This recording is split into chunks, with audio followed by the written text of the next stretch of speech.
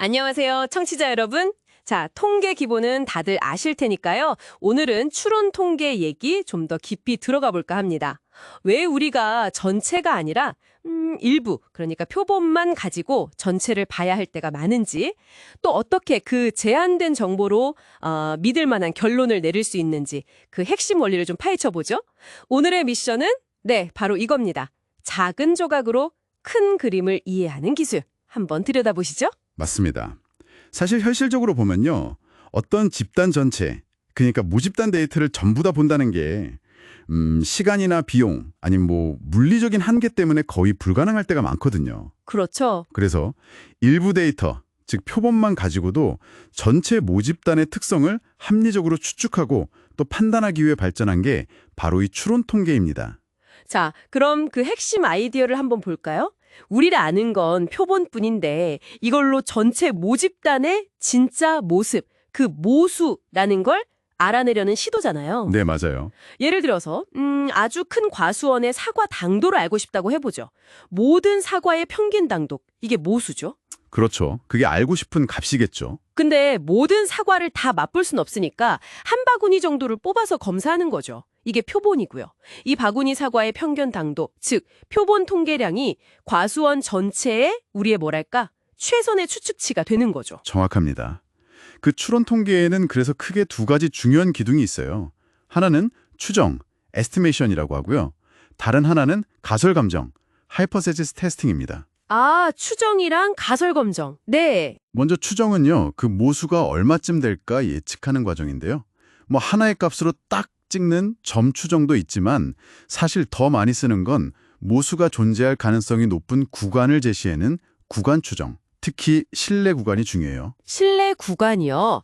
아, 그 95% 신뢰 수준에서 이런 거 말씀이시죠? 네, 맞아요. 95% 신뢰 수준에서 모평균이 50에서 55 사이다. 이게 무슨 뜻이냐면요. 우리가 똑같은 방식으로 표본 뽑고 구간 추정하는 걸 한 100번 한다고 치면 그중 한 95개 정도의 구간은 실제 모평균을 포함할 거다라고 기대한다는 의미예요.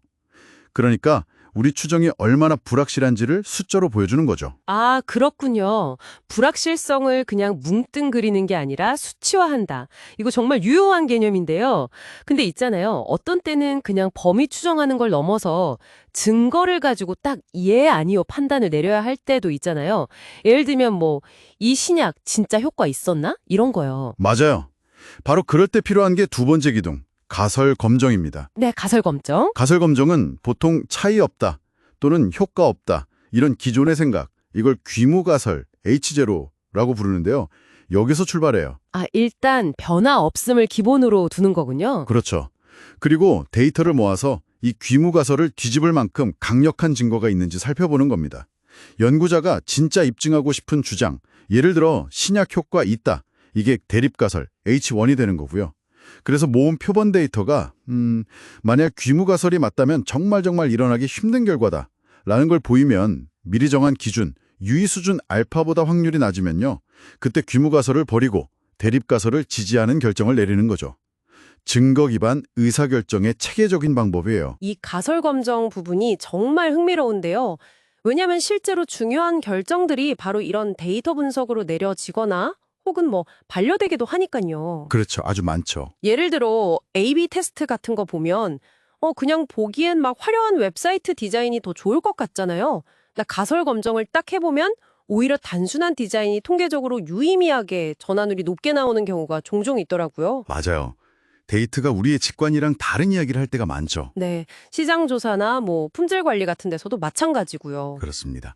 그리고 여기서 더 나아가서 회귀 분석이나 분산 분석, 아노바 같은 기법들은 이런 추론 통계 원리를 더 확장하는 거예요.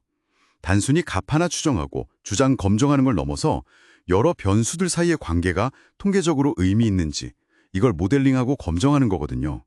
그래서 더 복잡한 현상도 이해할 수 있게 도와주죠. 아, 관계까지 보는 거군요. 네. 결국 추론 통계의 본질은 이거예요. 우리가 가진 건 제한된 데이터뿐이지만 이걸 가지고 더 넓은 현상에 대해 정량화 가능하고 검증 가능한 주장을 할 수 있게 해준다는 거죠. 불확실성을 그냥 무시하는 게 아니라 그걸 끌어안고 관리하면서 합리적인 판단을 내리는 지혜인 셈이에요. 오늘 이야기 쭉 들어보니까 결국 추론 통계는 우리가 직접 보는 표본 데이터랑 저 멀리 알고 싶은 전체 모집단, 그 사이에 다리 역할을 하는 거네요. 맞습니다. 불확실한 상황에서도 추정을 통해 최선의 예측을 하고 또 가설 검정으로 증거에 기반한 의사결정을 돕는 아주 강력한 도구들이고요. 그렇죠. 마지막으로 한 가지만 좀 더 생각해 보실 거리를 던져드리고 싶어요. 우리는 현실에서 거의 항상 표본에 의존할 수밖에 없잖아요. 네, 그렇죠. 그렇다면 우리가 내린 분석 결과의 신뢰성은 결국 그 분석의 바탕에 든 표본의 질, 그리고 사용된 통계 기법들이 요구하는 여러 가정들, 이런 것들이 얼마나 잘 지켜졌는지에 달려있지 않을까요? 아, 중요한 지적이네요. 만약에 표본이 모집단을 잘 대표하지 못한다거나 아니면 분석의 기본 가정들이 현실이랑 좀 안 맞는다면 우리가 내린 결론은 과연 얼마나 믿을 수 있을까? 이 부분을 비판적으로 검토하는 게 왜 중요할지 한번 곱씹어 보시면 좋겠습니다. 네, 표본의 질과 가정의 중요성, 정말 중요한 포인트 같습니다. 오늘 저희와 함께 깊이 있는 이야기에 귀 기울여 주셔서 감사합니다.